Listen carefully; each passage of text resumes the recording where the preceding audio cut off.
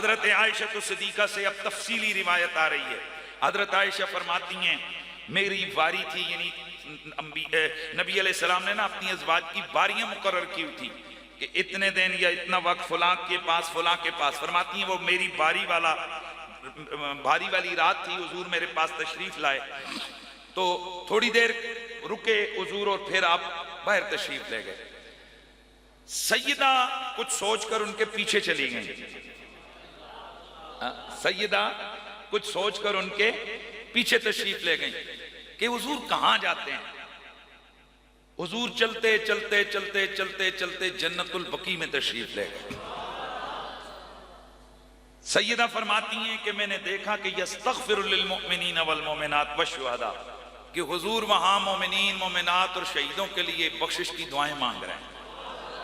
فقلت، تو میں نے چپکے سے میں گئی تھی نا پیچھے پیچھے، تو کہتی ہیں میں نے دل میں کہا بے ابی و امی انتا، آقا آپ پر میرے ماں باپ قربان ہو.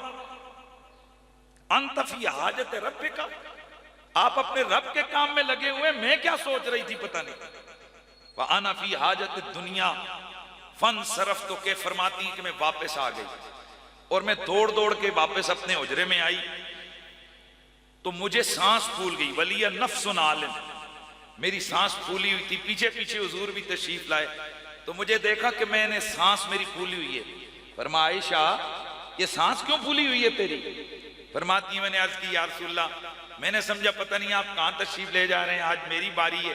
میرے دل میں خیال آیا کہ شاید آپ میری باری کو چھوڑ کر کسی اور زوجہ محترمہ کو باری دینا چاہتے ہیں. تو اللہ کے نبی نے فرمایا عائشہ اللہ اور اس کا رسول تیرا حق کیسے مار سکتے ہیں؟ اللہ اور اس کا رسول تیرا حق کیسے مار سکتے ہیں؟ اصل وجہ یہ نہیں ہے کہ میں نے تیرے حق مارنے کے لیے باہر نکلا، بل اتانی جبریلو، اللہ کے بھیجے ہوئے جبریل میرے پاس آئے تھے. فقال هذه الليلة ليلة النصف من شعبان، اور جبریل نے آ کر عرض کی یا رسول اللہ یہ نصف شعبان کی یہ جو رات ہے، کون سی؟ یہ جو نصف شعبان کی جو رات ہے، تو اس رات کے اندر یا نبی اللہ اس رات کے اندر جہنم سے آزادی دلائی جاتی ہے. کتنی لوگوں کو؟ فرمایا اتقاء من النار بعدد شعور غنم کلب، قبیلہ بنو کلب عرب کا سب سے بڑا قبیلہ تھا جس کی بکریاں تھیں. فرمایا کہ قبیلہ بنو کلب کی بکریوں کے بالوں کی تعداد میں اللہ تعالیٰ گناہوں کو معاف فرماتا ہے، گناہ گاروں کو جہنم سے آزاد فرماتا ہے. لا ينظر اللہ فی الی مشرک ولا الی مشاہ، لیکن اس رات اللہ مشرک کی طرف نگاہ کرم نہیں کرتا. جس نے دل میں کسی مسلمان بھائی کے بارے میں کینہ اور بغض پال رکھا ہو اللہ اس کی طرف نگاہ کرم نہیں فرماتا. ولا الی قاطع رحم، اور نہ ہی اللہ تعالیٰ قریبی رشتہ داروں سے قطع تعلقی کرنے والوں کی طرف نگاہ فرماتا ہے. ولا الی مسبل، اور نہ ہی اللہ تبارک و تعالیٰ تکبر سے ڈینگیں مار کر اپنے کپڑوں کو جناب تکبر سے جو کپڑے لٹکا کر شلواریں لٹکا کر چلتے ہیں اللہ ان کی طرف نگاہ کرم فرماتا ہے. ولا الی عاق لوالدیہ، اور نہ ہی اللہ تبارک و تعالیٰ اس رات کو والدین کے نافرمانوں کی طرف نگاہ کرم فرماتا ہے.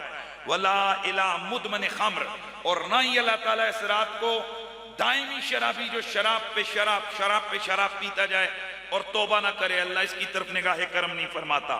پھر فرمایا یا عائشہ تأذنین لی فی قیام هذه اللیلہ،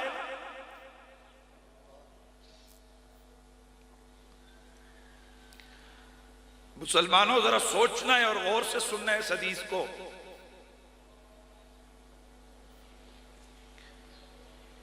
آج یہ عقل کی اندھیاں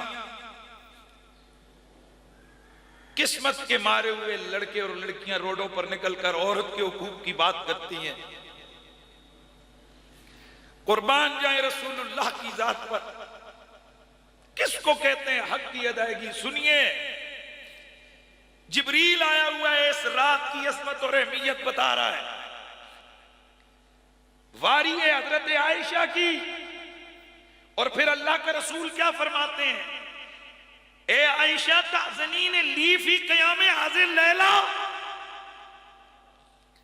عائشہ مجھے اجازت دیتی ہو کہ میں اب کھڑے ہو کر نفل پڑھوں اس رات کو؟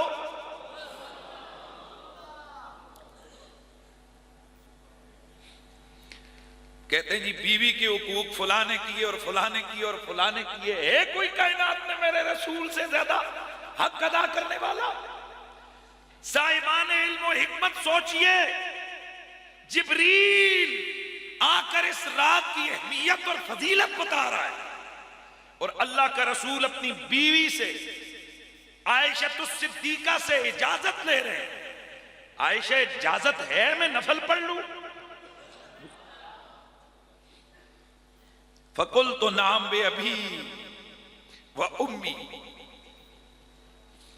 یا رسول اللہ پر میرے ماں باپ قربان ہو جائیں، عائشہ کون ہوتی ہے جو آپ اور رب کے درمیان حائل ہو؟ حضور میری طرف سے اجازت ہے۔ سیدہ فرماتی ہیں فقام، اللہ کے رسول کھڑے ہوئے، نماز پڑھی، سجدے میں آئے، فسجد لیلا طویلا۔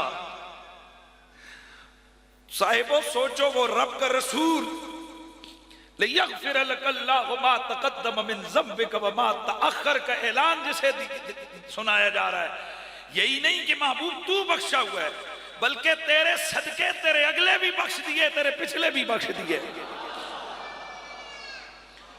اس نبی رحمت کی ادا دیکھیے، اس نبی رحمت کا انداز دیکھیے،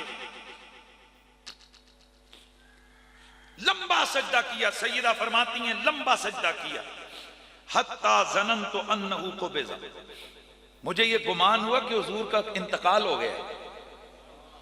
فرماتی ہیں قمت التمستہ ووضعت یدی علی باطن قدمہ فتحرک،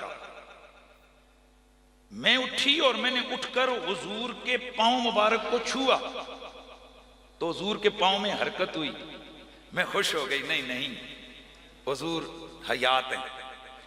فرماتی ہیں پھر میں نے سنا کہ سجدے میں حضور کا سر اور حضور دعائیں مانگ رہے ہیں۔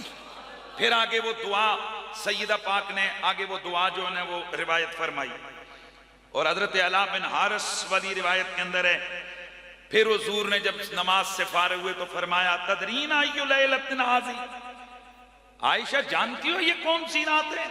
فقلت واللہ ورسولہ اعلم۔ یہ سنیے ذرا، نبی کی بیوی ہے، کتنی بڑی صحابی ہے، آپ یہ نہیں کہ فرماتی ہیں اللہ عالم، فرماتی ہیں اللہ ہو ورسولہ عالم، یا رب جانتا ہے یا اس کا رسول جانتا ہے۔ قال ھذہ لیلۃ النصف من شعبان، فرمایا او عائشہ یہ نصف شعبان یعنی 15ویں رات ہے، ان اللہ عز و جل لیطلع علی عبادی فی لیلۃ النصف من شعبان، اللہ 15ویں رات شعبان کی اپنے بندوں کی طرف نزول جلال فرماتا ہے، فیستغفر للمستغفرین، جو سے بخشش مانگتا ہے اللہ تعالیٰ اسے بخش دیتا ہے، وَيَرْحَمُ لِلْمُسْتَرْحِمِينَ، اللہ رحم طلب کرنے والوں پر رحمت نازل فرماتا ہے، وَيُوَخِّرُ أَهْلَ الْحَقْدِ كَمَا هُمْ، میرے نبی نے فرمایا اہل الحقد کما ہم، میرے آقا نے فرمایا وہ جو دل کے اندر کینہ اور بغض رکھ کے بیٹھے ہوتے ہیں اللہ تعالیٰ ان کو اسی حالت پہ چھوڑ دیتا ہے۔